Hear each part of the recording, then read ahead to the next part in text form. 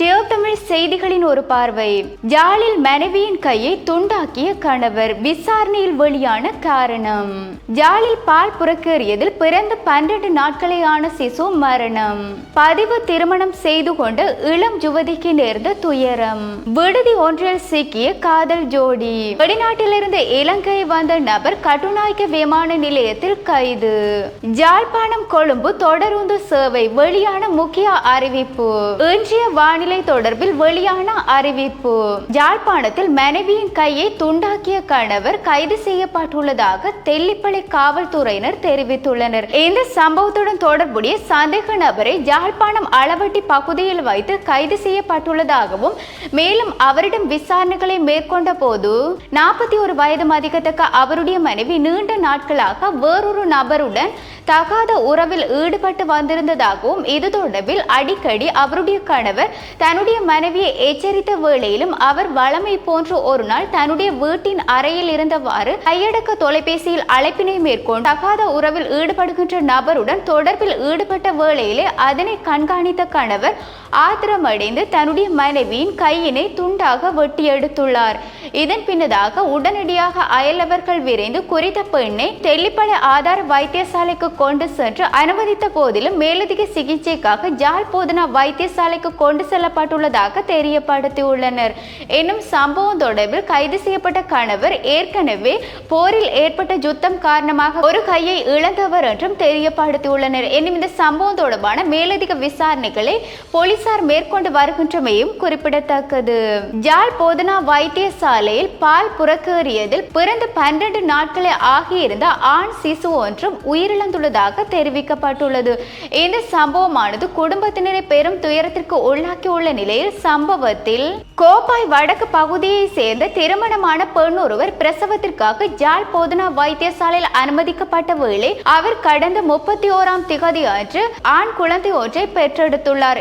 அவருக்கு பிறந்த சிசுவுடைய நிறை குறைவு காரணமாக ஜாழ் போதனா வைத்தியசாலையில் குழந்தைகள் விடுதியில் அனுமதிக்கப்பட்டு சிகிச்சை பெற்று வந்திருந்த நிலையிலே தாய் குழந்தைக்கு பால் கொடுத்த வேளை புறக்கேறிய குறித்த ஆண் குழந்தை கடந்த 12ஆம் திகதி உயிரிழந்துள்ளதாக தெரிவிக்கப்பட்டுள்ளது. இன்னும் உயிரிழந்த சம்பவம் தொடர்பில் திடீர் மரண விசாரணை அதிகாரி நமசிவாயம் பிரேம்குமார் மேற்கொண்டுள்ளதாகவும், உடற்கூற்று பரிசோதனைகளின் பின்னதாக சடலம் உறவினர் கையில் ஒப்படைக்கப்பட்டுள்ளதாகவும் தெரியப்படுத்தியுள்ளனர். இன்னும் இந்த துயர சம்பவமானது குடும்பத்தினரை பெரும் துயரத்திற்கு உள்ளாக்கியுள்ளமையும் குறிப்பிடத்தக்கது. யாழ்ப்பாணத்தில் பதிவு திருமணம் செய்து 9 மாதங்களே ஆகியிருந்த இளம் பெண் ஒருவர் உடலில் ஏற்பட்ட சுகையினம் காரணமாக உயிரிழந்துள்ள சம்பவம் துயரத்தை ஏற்படுத்தியுள்ளது. சம்பவத்தில் பண்டத்திருப்பு காலையடி பிரதேசத்தை சேர்ந்த 29 வயது மதிக்கத்தக்க யுவதி ஒருவரை உயிரிழந்துள்ளதாகவும், மேலும் ஐரோப்பிய நாடொன்றில் வாழ்ந்து வருகின்ற இளைஞர் ஒருவருடன் கடந்த 9 மாதங்களுக்கு முன்னதாக பதிவு திருமணம் மேற்கொண்டிருந்த நிலையில் இருவரும் காதலித்து வந்துள்ளதாக தெரியப்படுத்தியுள்ளனர். எனினும் குறித்த பெண்ணுடைய நுரையீரலில் ஏற்பட்ட நோய் காரணமாக ஜாழ் போதனா வைத்தியசாலையில் அனுமதிக்கப்பட்டு சிகிச்சை பெற்று வந்திருந்த பொழுதும் அவர் சிகிச்சை பலனின்றி உயிரிழந்துள்ளதாக வைத்திய வட்டாரங்கள் தெரிவித்துள்ளன. பெலுமகர பகுதியில் உள்ள விடுதி ஒன்றின் அறையில் தங்கியிருந்த காதல் ஜோடி கைது செய்யப்பட்டுள்ளதாக போலீசார் தெரிவித்துள்ளனர். சம்பவத்தில் கைது செய்யப்பட்ட காதல் ஜோடியிடமிருந்து போதைப் பொருள் பொதி செய்யப்பட்டிருந்த நிலையில் மீட்கப்பட்டுள்ளதாகவும் தெரியப்படுத்தியுள்ளனர். அம்பகஸ்பட்டிய கம்பமுள்ள பிரதேசத்தில் வசிக்கும் 32 வயது உடைய ஆண் ஒருவரும் அவருடன் தங்கியிருந்த அவிசாவளையில் உள்ள பகுதி ஒன்றை சேர்ந்த 22 வயது மதிக்கத்தக்க யுவதி ஒருவருமே கைது செய்யப்பட்டுள்ளதாக தெரியப்படுத்தியுள்ளனர். இவ்வாறு கைது செய்யப்பட்டவர்களிடமிருந்து போதைப் பொருள் பொதி செய்யப்பட்டிருந்த நிலையில் மீட்கப்பட்டுள்ளதாகவும், இது தொடர்பான மேலதிக விசாரணைகளை காவல்துறையினர் முன்னெடுத்து வருகின்றமையும் குறிப்பிடத்தக்கது.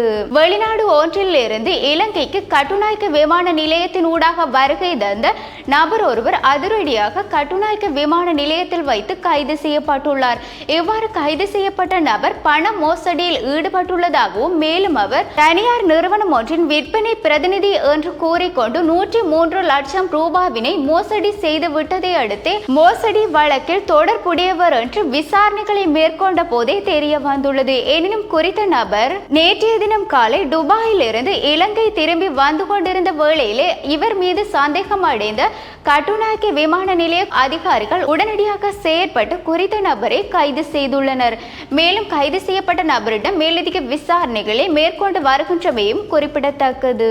கொழும்பு கோட்டை மற்றும் யாழ் காங்கேசன்துறை வரை விசேட தொடருந்து சேவை இடம்பெற உள்ளதாக தகவல் வெளியாகியுள்ளது. இதேவேளை கோட்டையிலிருந்து காங்கேசன்துறை வரை பயணிக்க போகும் பேருந்து ஆனது எதிர்வரும் 21ஆம் திகதி வரைக்கும் சேவையில் ஈடுபட உள்ளதாகவும் தொடருந்து திணைக்களம் நேற்றைய தினம் இந்த அறிக்கையினை வெளியிட்டிருந்தமையும் குறிப்பிடத்தக்கது.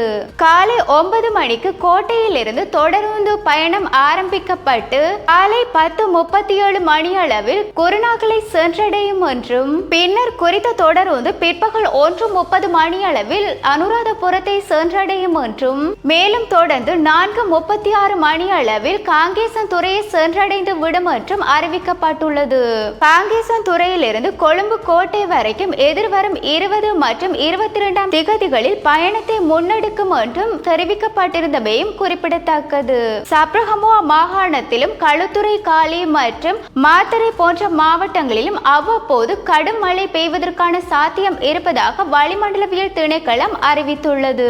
வளிமண்டலவியல் திணைக்களம் வெளியிட்டுள்ள அறிக்கையின்படி வட மாகாணம் மற்றும் கண்டி, கொழும்பு, நுவரேலியா, அம்பகா போன்ற மாவட்டங்களிலும் சிறிதளவு மழை பெய்வதற்கான சாத்தியம் இருப்பதாகவும் திணைக்களம் தெரிவித்துள்ளது.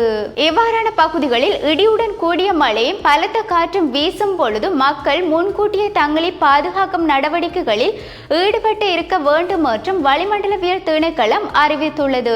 இவ்வாறு எங்களுடைய செய்திகளை அறிவதற்கு www.tamil24/7.com எனும் இணையதளத்தினூடாக பிரவேசியுங்கள். வணக்கம்.